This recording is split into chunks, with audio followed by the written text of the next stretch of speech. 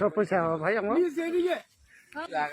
আর সামনে যায় না, এখানে থাকে। এটা হচ্ছে আপনার আজকে আনুমানিক 10টার দিকে আমাদের কয়েকজন বাংলাদেশি আপনার ভারত থেকে আমাদের দেশে তারা আসে আর কি, আপনার কোনো রকম বৈধ কাগজপত্র ছাড়া।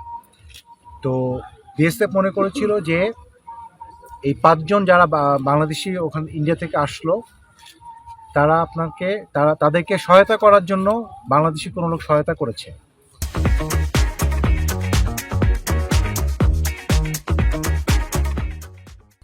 তো তারা আপনার দেখে যে এই আলামিন সীমান্তের একদম কাছাকাছি ছিল, তারা মনে করেছে যে আলামিন মনে হয় পাচারকারে সহায়তা করেছে, পাচার কার্যে তাদেরকে।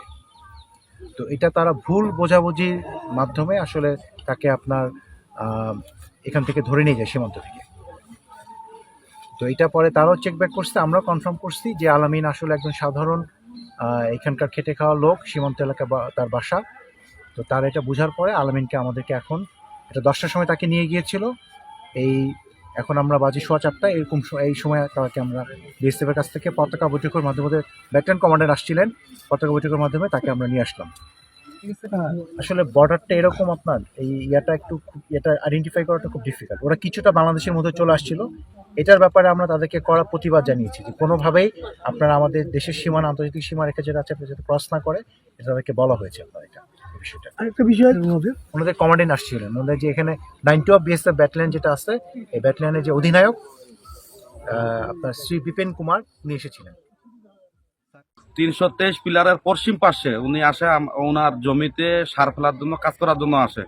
6 জন বিএসএফ উনাকে ধাওয়া করার পরে উনাকে ধরি নিয়ে চলে যায়।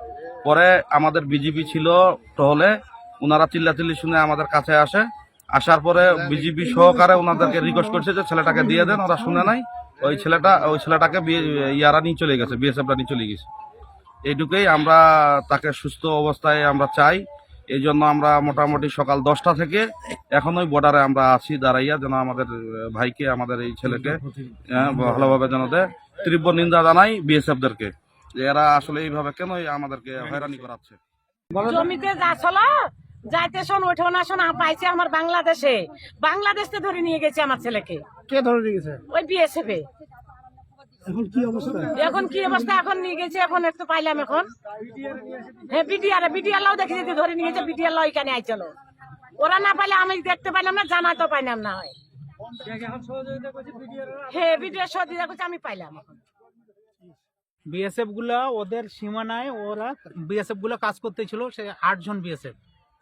আর আমাদের এই যে বাংলাদেশের ছেলেটা, ও যাচ্ছিল ওর জমিতে সার ফেলাবে, ওই জমিতে যাচ্ছিল। ইতিপূর্বে বিএসএফ গুলো ওর আসে, বাংলাদেশের সীমানা থেকে ঘেরাও করে ওকে টানে নিয়ে যাচ্ছে। যখন চিল্লা পোকরা শুনি, দৌড়ে আসি, দেখি ওকে টানে নিয়ে যাচ্ছে বিএসএফ গুলা। কিন্তু আমাদেরকে মানে যাইতে দিল না আর কি, বাধা দিল। কে বাধা দিল? আমাদের বিজেপি। তারা ভারতে ঢুকে গেছে, ওই জন্য আর আমাদেরকে যাইতে দিল না।